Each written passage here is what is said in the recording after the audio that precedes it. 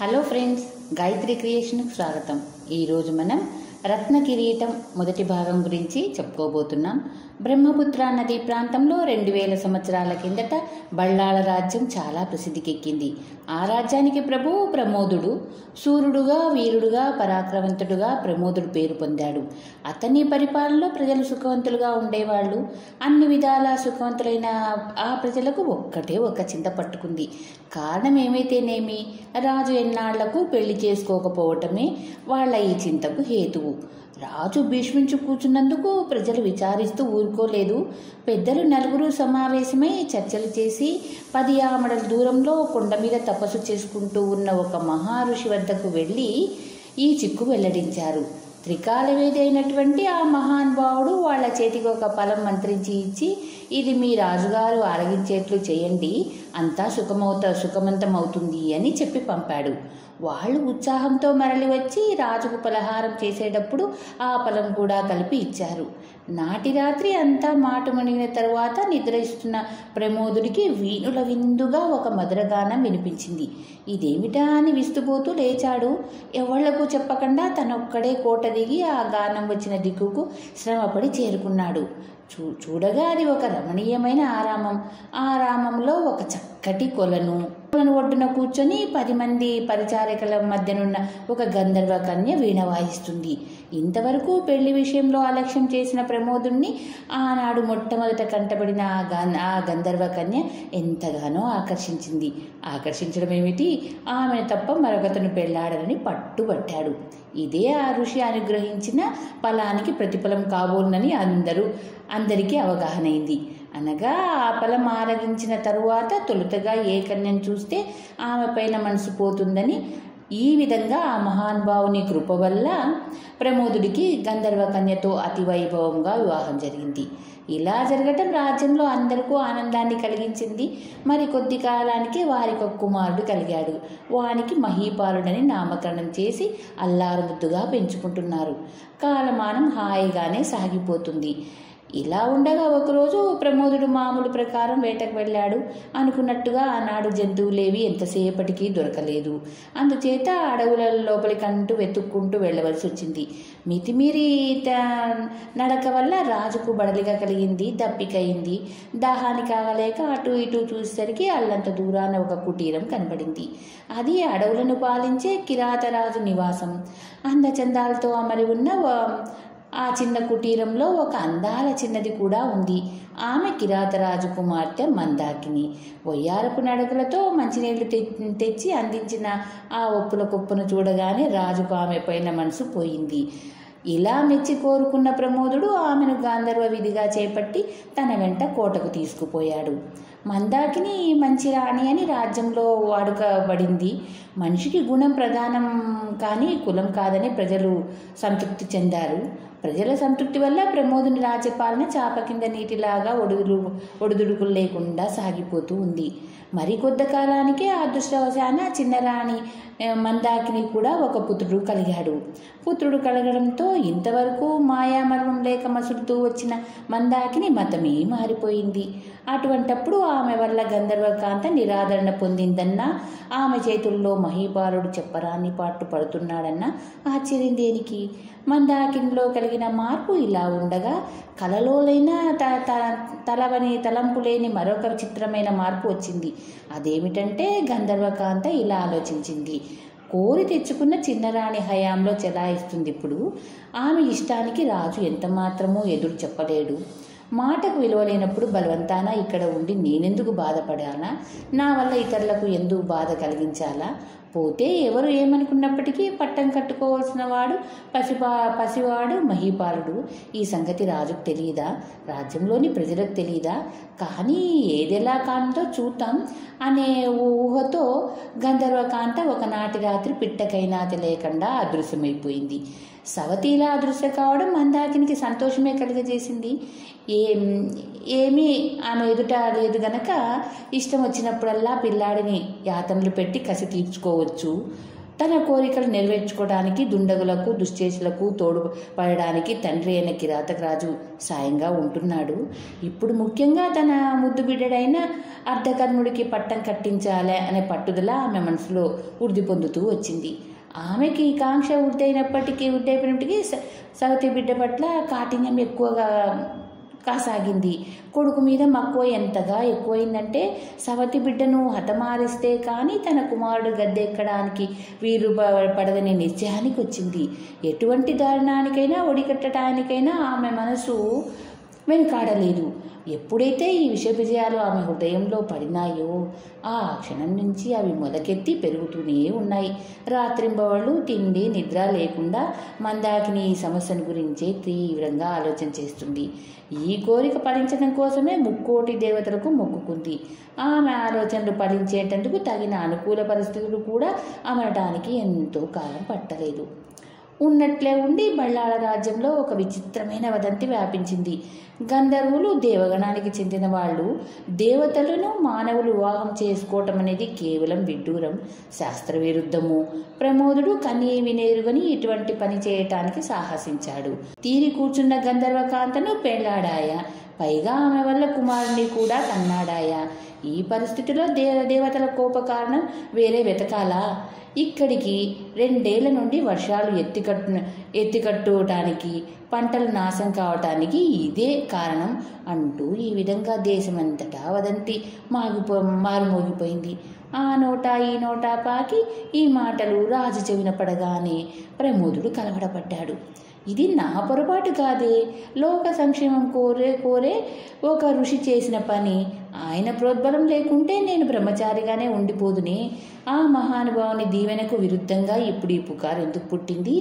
ఈ వివాహం వల్లనే ఇటువంటి అరిష్టం కలుగుతుందంటే ఆయన నన్నెందుకు ప్రోత్సహిస్తాడు అంటూ తనలో తాను తర్కించుకుని తత్తరపడసాగాడు. తత్తరపడ్డాడే కానీ రాజు ఒక తీర్మానానికి రాలేకపోయాడు.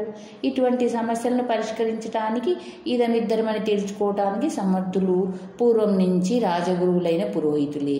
కనుక తక్షణమే రాజు ఆస్థాన పురోహితుడిని పిలిపించాడు. మనసులో కలిగినటువంటి బాధ వెల్లడించి గత్యంతరం ఏమిటని ప్రశ్నించాడు. పురోహితుడు కూడా ఈ వివాహం విరుద్ధమేనని నిష్కర్షంగా చెప్పాడు. అయితే మరి దీనికి పరిహారం ఏమిటి అనే ప్రశ్న వచ్చేసరికి కలవరపడ్డాడు. ఏమీ ఒక వంక అమాయకుడైన పసివాడు మహీపాలుడు కళ్ళ వెలుగా కనిపిస్తున్నాడు. మరొక వంక భీకర స్వరూపం దాల్చిన రాణి మందాకిని కంఠస్వరంతో హూంకరిస్తున్న దృశ్యం కనిపిస్తుంది. ఈ ఇరువురి మధ్యన పడి నలుగుతున్న తననే ఇప్పుడు రాజు ప్రశ్నిస్తూ ఉన్నాడు. ఇన్నింటికి తోడు రాజు పక్కనే కూర్చొని ఉన్న రాణి తన కంఠం మీద చెయ్యి వేసి చూపి సంజ్ఞ చేయటం కూడా పురోహితుడు స్పష్టంగా గమనించాడు. రాజు వేసిన ప్రశ్నకు ఏదో ఒక జవాబు చెప్పి తీరాలి కదా. రాణి ఉద్దేశం తెలిసింది. ఆమెకు యుద్ధ వెళ్ళడం అంటే తనకు 100 ఏళ్లు నిండినట్లే. అందుచేత ఈ క్లిష్ట సమయంలో మనం చేసేది పాపమా పుణ్యమా అని యోచన చేయడానికి వ్యవధలేకపోయింది. ప్రభు, దేవరు శాసించారు కనుక చెప్పక తప్పదు.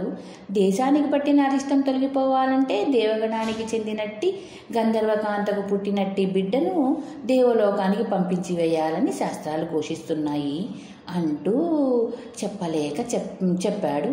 రాజు ఆత్రంతో ఏమిటి మళ్ళీ చెప్పండి, నాకు అర్థం కాలేదు అని పురోహితుడిని వేగరపెట్టాడు. అందుకు ఆయన, మహారాజా, మన మహీపాలుణ్ణి దేవలోకానికి పంపిస్తే రాజ్యం మళ్ళీ సుభిక్షంగా ఉంటుందని, పసివానికి పుణ్యగతులు కల్పించాలంటే యథావిధిగా బలి చేయాలని పండితులు అంటున్నారు. ఎంతట ఈ పని జరుగుతుందా, ఎంతట దేశం బాగుపడుతుందా అని ప్రజలు ఎదురుతెన్నులు చూస్తున్నారు ప్రభు అని చెప్పాడు వినయంగా. దుర్భరమైన ఈ మాటలు వింటూనే రాజు కూర్చున్నట్టుగానే సింహాసనం మీద సోలిపోయాడు. ఆయనకు వంటి మీద చైతన్యం ఏమీ లేదు. ఏ తండ్రి భరించగలడు ఇటువంటి పరిస్థితి? రాణి మందాకిని పట్టరాని దుఃఖంతో మునిగిపోయింది. కొంతసేపు ఉపచారాలు చేసిన తర్వాత ప్రమోదుడు తేరుకున్నాడు. లోకంలో బయలుదేరిన ఈ వదంతి ఆయన్ను హృదయంలో బాగా వేధించసాగింది. మనసు ఎంతగా వికలమైనప్పటికీ తొందరపడక నిదానంగా యోచించాడు. ఇంతమంది పండితులు, లక్షలాది ప్రజలు అవునంటున్నది తను కాదంటం ఎట్లా? పుత్ర ప్రేమ ఎంతగా ఉన్నప్పటికీ జనవాక్యానికి ఎదురెదడం ఎవరి సఖ్యము? నిస్సహాయుడైన ప్రమోదుడు కూలబడ్డాడు. రాజ్యంలో ప్రజల ఆహాకారాలు ఎక్కువైనాయి. ఇక వారు భరించలేకపోయారు. మహీపాలుణ్ణి బలిపెట్టవలసింది అనే మాట మారుమోగసాగింది. ప్రజల బాధలు చూచి రాజు సహించలేక బలికి సమ్మతించాడు. మహీపాలుణ్ణి బలి చేయటానికి ఏర్పాట్లన్నీ పూర్తి చేశారు పురోహితులు. అదే భద్రకాళి ఆలయం. ఆలయం ఎదుట ఇదే బలిపీఠం. సుముహూర్తం పెట్టిన రోజు వచ్చింది. పెద్దలందరూ సమావేశమయ్యారు. అక్కడ విరగబడిన అశేష జనం. ఇసుక వేస్తే రాలటం లేదు. అంతా నిశ్శబ్దం. అక్కడ రాజసౌధంలో తోటి పిల్లలతో ఆటపాటలతో మునిగి ఉన్నాడు పసివాలుడు మహీపాలుడు. వారిని చక్కగా అలంకరించారు. బాజా భజంత్రీలతో ఊరేగించి నగర చివరన్న కాళీ ఆలయానికి తీసుకువచ్చారు. గుడిలో వేదిక పైన కూర్చోబెట్టి మంత్రఘోషలు జరిపిస్తున్నారు. ఈ సందడి అంతా దేనికో అమాయకుడైన ఆ బిడ్డకు తెలియదు పాపం. అంతలో ప్రమోదుడు పిచ్చి పట్టిన వానిలాగా కోట దిగి పరిగెత్తుకుంటూ వచ్చాడు గుడికి. తీర్చి కూర్చున్న పెద్దల వంక సభాసదుల వంక తిరిగి, అయ్యా, నా వివాహం శాస్త్రవిరుద్ధమన్నారు. ఇది దేవగణాలకు ద్రోహమన్నారు. దేవతలు కోపించి ఈ దేశాన్ని అరిష్టం కల్పించారంటున్నారు మీరు. కాదనని నేను. ఇందుకు పరిహారంగా బిడ్డను బలివ్వటానికి ఆటంకం కూడా పెట్టను. కానీ నాది ఒక చిన్న కోరిక ఉన్నది. అది మాత్రం నెరవేర్చండి అన్నాడు దీనంగా. ఏమిటది అని ప్రశ్నించట్టుగా అందరూ ఒక్కసారి రాజువైపు తిరిగారు. ప్రమోదుడు తుదిసారి బాలుని చేరదీసుకున్నాడు. సభవంక తిరిగి, పరిస్థితులు ఇలా వక్రమార్గం పట్టి ఉండకపోతే ఈ చిన్నారి మహీపాలుడు పట్టం కట్టుకోవాల్సిన వాడే కదా. అయితే ఇప్పుడు కథ అడ్డం తిరిగింది. విధి విలాసానికి ఎవళ్ళైనా తల వగ్గవలసిందే. నా బాబు పట్టాభిషిక్తుడైతే ఎలా ఉంటాడో ఒక్కసారి నన్ను కళ్ళారా చూడనివ్వండి. ఇదే నే కోరేది అంటూ జాలిగా చెప్పాడు. జనమంతటికీ అప్రయత్నంగా బుటబుట అని కన్నీళ్లు రాలినాయి. ఈ మాట రాణికి అస్సలు సహించలేదు. విసవిసలాడింది. ఏవేవో సజ్ఞలు చేసింది. కానీ ఎవరూ లక్ష్య పెట్టలేదు. అప్పుడు పురోహితుల పెద్ద లేచి ప్రజల ఘోష చూసి, ఏ ప్రభు సహించగలడు? జనవాక్యం ఆలకించి మన ప్రభువు పిల్లవాడిని బలికి అంగీకరించే ఉన్నారు. ఇక గడియో క్షణమో పసివాడు జీవుడు పోతుందాయా. రాజంతటి వాడు స్వయంగా వచ్చి కోరుకున్నప్పుడు కాదనటం మూర్ఖత్వం అనిపించుకుంటుంది. బాలుడికి ఒక్కసారి కిరీటం ధరింపజేసి ప్రభువు ముచ్చట తీర్చండయ్యా అన్నాడు. అక్కడ ఉన్న సమస్త జనులు, పెట్టండి బాబు కిరీటం, పెట్టండి, ఒక్క మాట కళ్ళ వేడుకగా చూస్తాం అని ఆవేశంతో కేకలు వేయసాగారు. తక్షణమే దేవుడి నుంచి తళతళ మెరిసే రత్న కిరీటం తెప్పించారు. యథోచితంగా మహీపాలుడి శిరస్సున ఉంచారు. పూలమాలలు వేశారు. కోలాహలం చెలరేగుతూ ఉండగా పసివారిని గుడి చుట్టూ ముమ్మారు ప్రదక్షిణ చేయించి బలిపీఠం ముందు నిలబెట్టారు. మంత్రఘోషల మధ్య పురోహితుడు జై శంకరి, జై భవాని అంటూ కత్తి ఎత్తాడు. ఆ లక్షలాది ప్రజల నేత్రాలు అన్ని పసివానిపైనే నిలిచి ఉన్నాయి. ఆ క్షణంలో ఆగు, మహీపాల్ని తలపై ఉన్న రత్న కిరీటం తీయాలి అంటూ కేక వేశాడు కిరాతకరాజు. అందరూ నిశ్చేష్టులయ్యారు. అందరితో పాటు దుఃఖసాగరంలో మునిగిన ప్రమోదుడు విస్తుపోయాడు. వెంటనే పురోహితుడు ఎత్తిన కత్తిని కింద ఉంచి మహీపాల్ని తలపై ఉన్న రత్న కిరీటం తీద్దామని 2 చేతులు చాచాడు. అప్పుడు గుండె దత్తరిల్లేట్టు, నాయనా, నిన్న బలివేయటం అంటూ మానవ భాషలో గొప్ప శబ్దం వినిపించింది.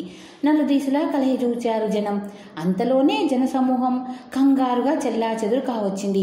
హంస, హంస, బంగారు హంస అని అందరూ ఒక్కసారిగా ఎలుగెత్తి అరిచారు. దానిని చూసి వారు స్తంభించిపోయారు. అది విచిత్రమైన వన్యచిన్నెల రాజహంస, బంగారు రాజహంస. ఇందాక వినబడిన పలుకులు ఈ రాజహంస పలికినవేనేమని, దాని కంఠస్వరం పెద్దరాణి అయిన గంధర్వకాంత కంఠస్వరమేనని పిల్లలకు కూడా తెలిసిపోయింది. అయితే అది ఎలా అక్కడికి వచ్చిందో మాత్రం ఎవరూ కనిపెట్టలేకపోయారు. మహీపాలుడు అమ్మా అమ్మా అనుకుంటూ పోయి గట్టిగా హంసమెడను చుట్టేసుకున్నాడు. వెంటనే రత్నకిరీటధారి అయిన మహీపాలుని వీపుపైన ఎక్కించుకుని అది చక్కగా ఎగిరిపోయింది. ఎగిరిపోతున్న హంసను చూసి పురోహితుడైన రాజగురు ఆవేశంతో కొట్టండి, పట్టండి, మాయాపక్షి అని కేకలు వేసి అందరినూ తొందర చేశాడే కానీ ఆ పక్షిని చేయటానికి ఒక్కళ్లకు కాళ్ళు చేతులు ఆడడం లేదు. చూస్తుండగా అది అంతరిక్షానికి వెళ్ళిపోయింది. ఆ పక్షివాకులు విన్న క్షణం నుంచి అందరూ తీవ్రమైన ఆలోచనలో పడ్డారు.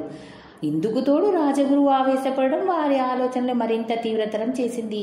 రాజ్యంలో పుట్టిన ఈ పుకారుకు ఈ సంఘటనకు సంబంధం ఏమిటా అని ప్రతి వారికి జిజ్ఞాస కలిగింది. కానీ ఎవళ్లకు సరైన సమాధానం దొరకలేదు. ఏమైతేమి, అమాయకుడైన పసివానికి గండం తప్పింది కదా అని ఆ బాలగోపాలను సంతోషించారు.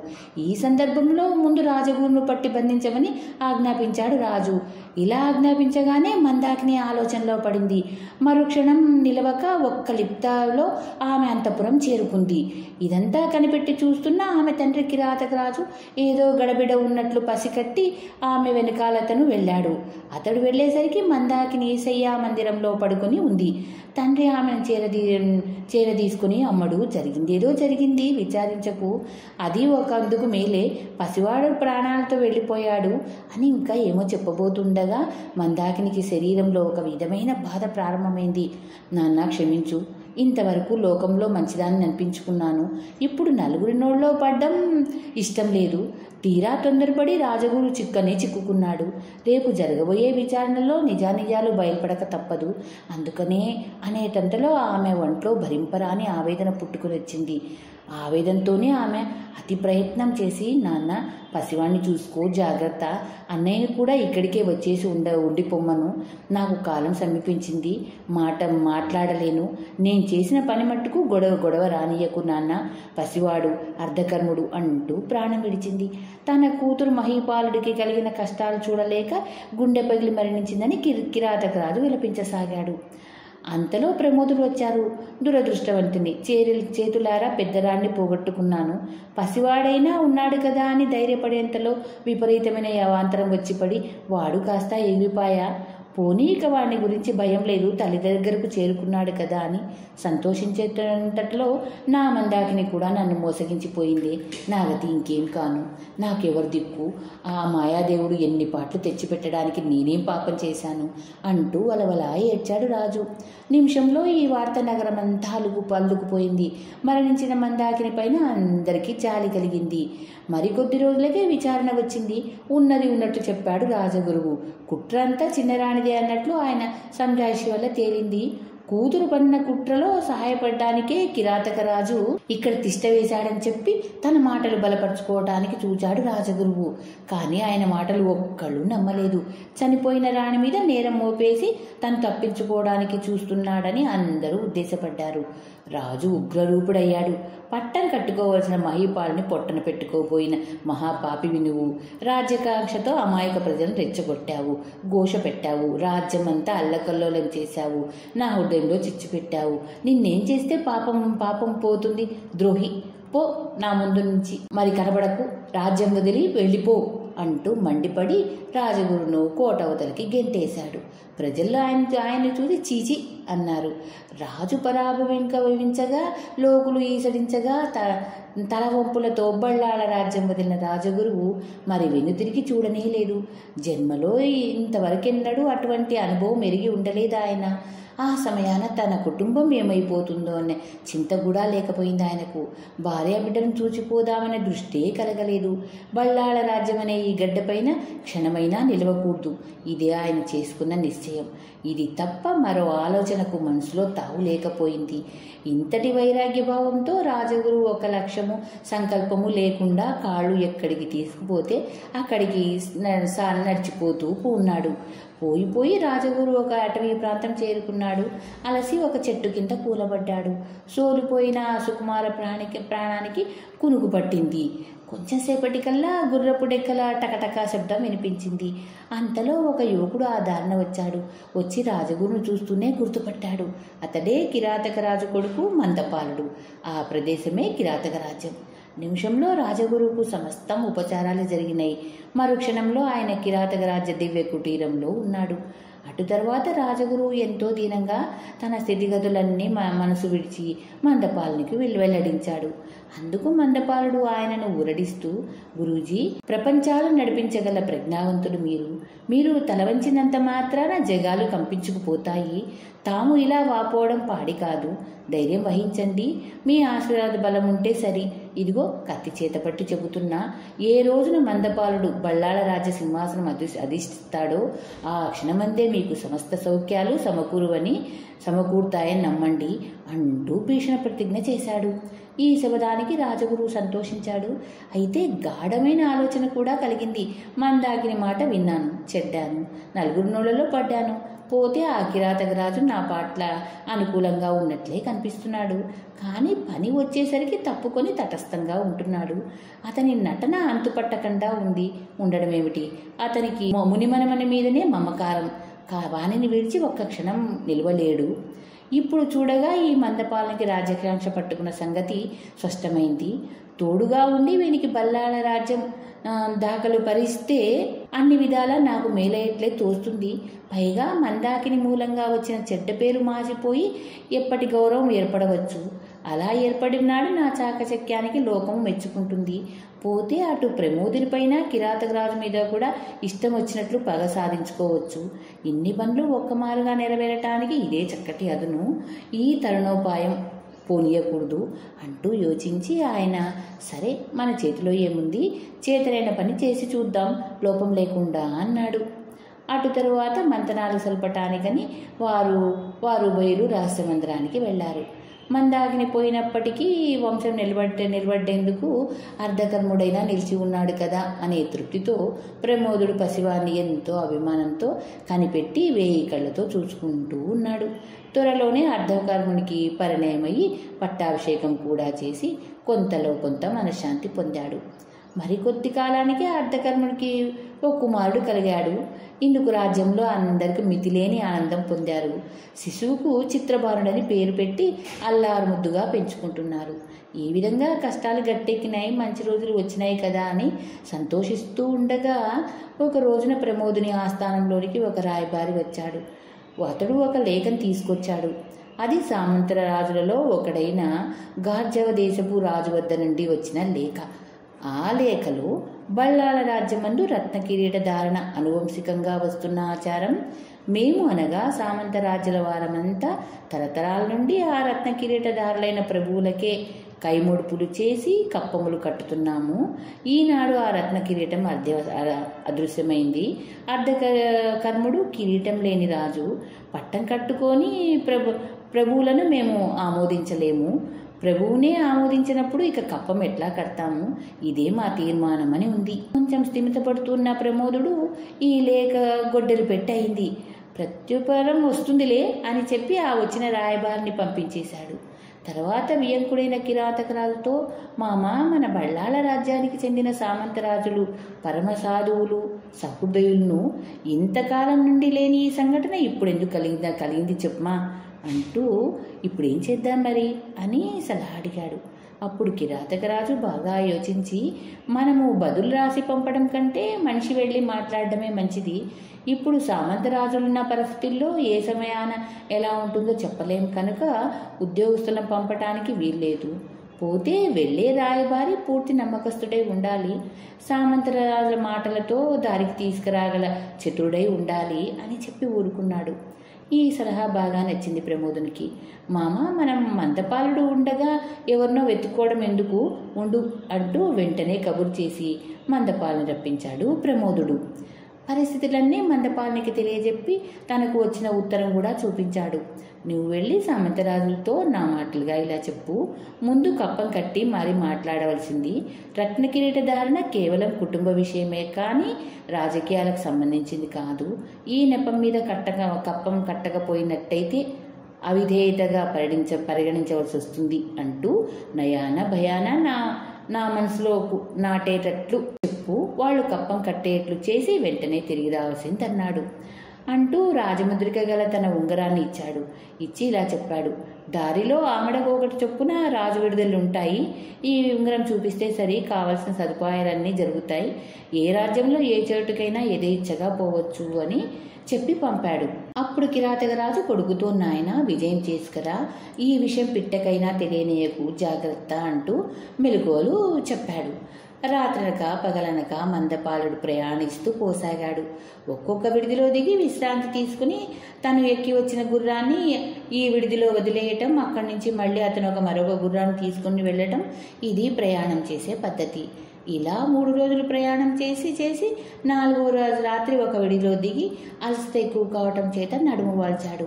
అప్పుడు అతని మనసులో పరుగు పెట్టిన సమస్యలన్నీ ఇన్ని కావు. ఈ ఆలోచనతో అతను గాఢ నిద్రలో మునిగిపోయాడు. ఇలా మునిగి ఉండగా సరిగ్గా అర్ధరాత్రప్పుడు గాఢ నిద్రలో ఉన్న మందపాలుని ఎవరో తట్టి లేపినట్టయింది. చూస్తే అతను ఒక సన్యాసి. ఉలిక్కిపడ్డాడు మందపాలుడు. సన్యాసి అతన్ని భుజం పట్టుకొని, షూ, అవతలికి పోయి మాట్లాడుకుందాం రా అంటూ వెంట తీసుకుపోయాడు. కంఠస్వరాన్ని బట్టి ఆ సన్యాసి ఎవరైంది వెంటనే తెలుసుకున్నాడు మందపాలుడు. తన గుర్రాన్ని నడిపించుకొని మందపాలుడు సన్యాసి వెంట పోతూ ఉంటే గుబురుగా పెరిగిన చెట్ల వరుస కనిపించింది.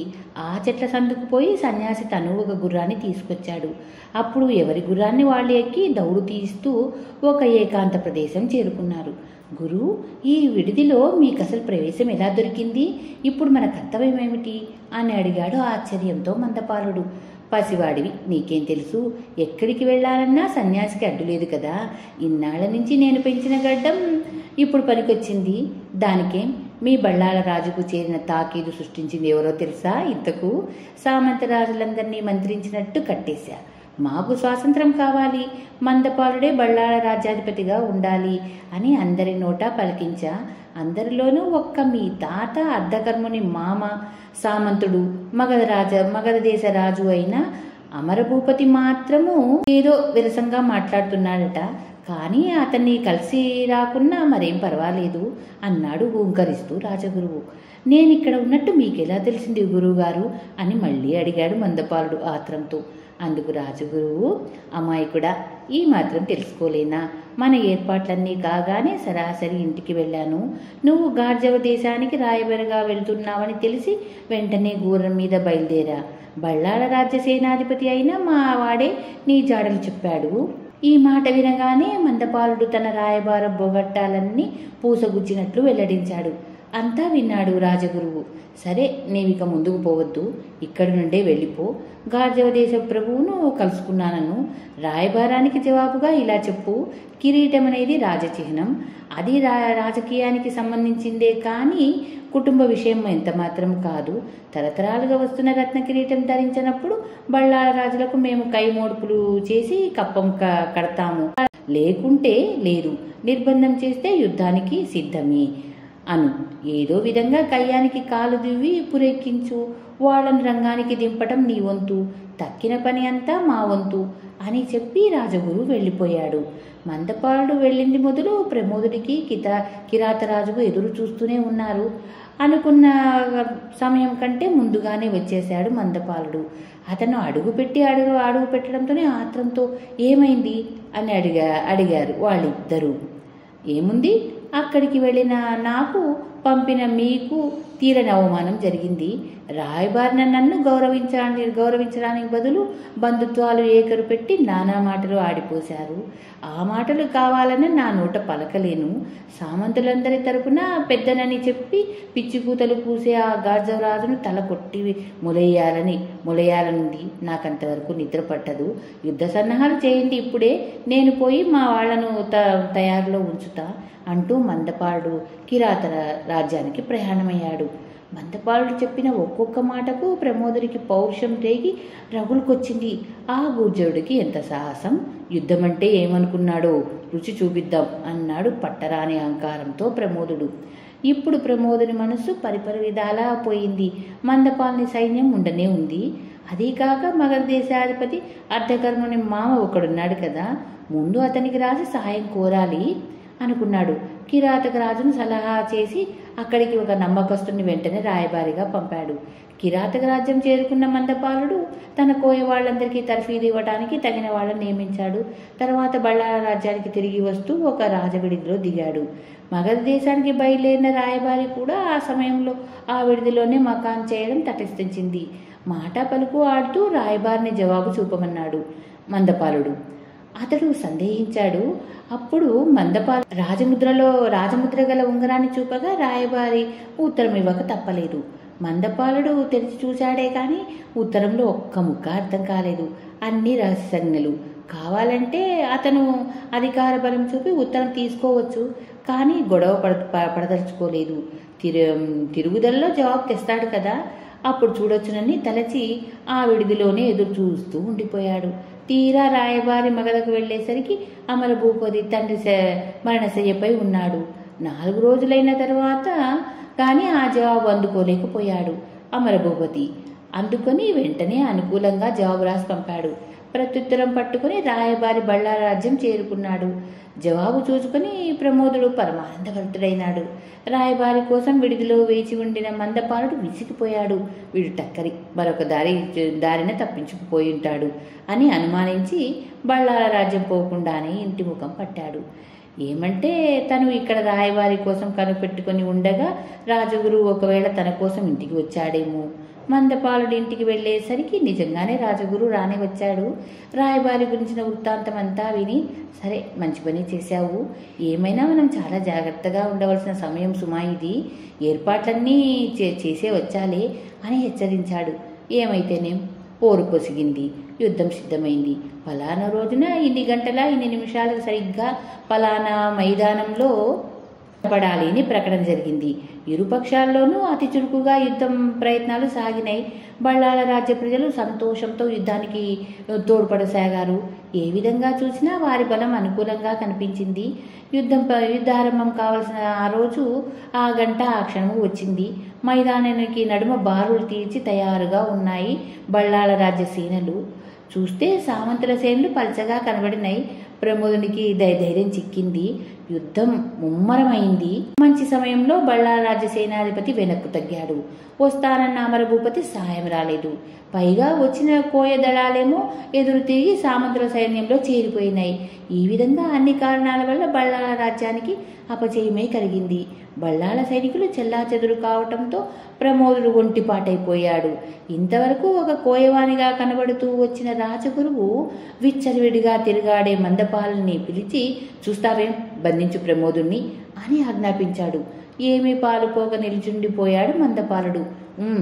ముందు బంధించు, చుట్టరికం చూస్తే కాదు అని గద్దించాడు రాజగురువు. ఎదురాడలేక మందపాలుడు వెంటనే ప్రమోదుణ్ణి ఖైదీ చేయించాడు. అప్పుడు తన కోయవేషం విప్పేసి రాజగురువు వికటంగా నవ్వాడు.